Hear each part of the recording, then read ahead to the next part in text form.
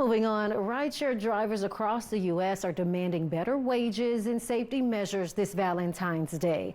Drivers in Austin and other major cities protested today by not taking rides to or from the airport.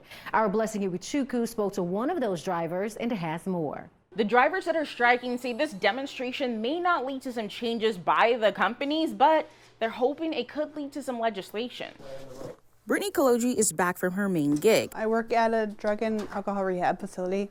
She's been doing that for the past 5 months, but her side hustles have been going on for much longer. So I try to pick up DoorDash just for that extra supplemental. So she added yet another job to her plate. The Uber app. However, after juggling all 3 roles, she chose to walk away from the apps. She says she hasn't picked up her phone to work in 2 weeks. Yeah, it's honestly not been worth it. I could see the pay is just so low. The amount of money she's been making hasn't been the only issue. She says the vehicle she just bought a year ago needs new brakes. I'm doing all the work. It's wear and tear on my vehicle, insurance, gas. This is the customer. This is what we get paid. These grievances are just some of the reasons why app drivers chose Valentine's Day to go on strike, protesting in major cities nationwide, including Austin. Customers get charged $100 and we get paid $18.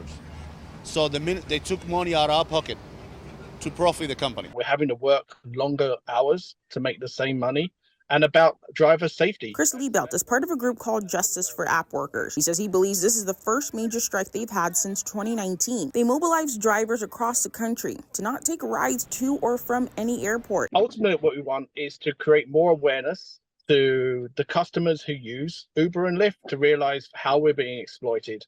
And also for our local legislators to see that there are no laws for gig workers. It's like the Wild West. They can treat us however we want. So we want support from our local legislators. He says he's been in constant contact with the city of Chicago where he lives for the past 18 months. I reached out to Uber, Lyft, and DoorDash. Uber and Lyft, they do not care.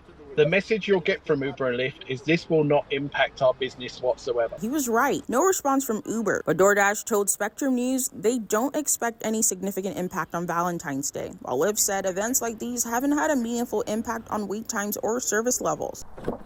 Even though Kaloji couldn't be on the front lines with her fellow app workers, she's all for it. I think it's worth it to try to stand up for yourself and prove a point. For now, she says she'll stick with her day job. In San Antonio, I'm Blessing Iwichuku. No. What are you writing?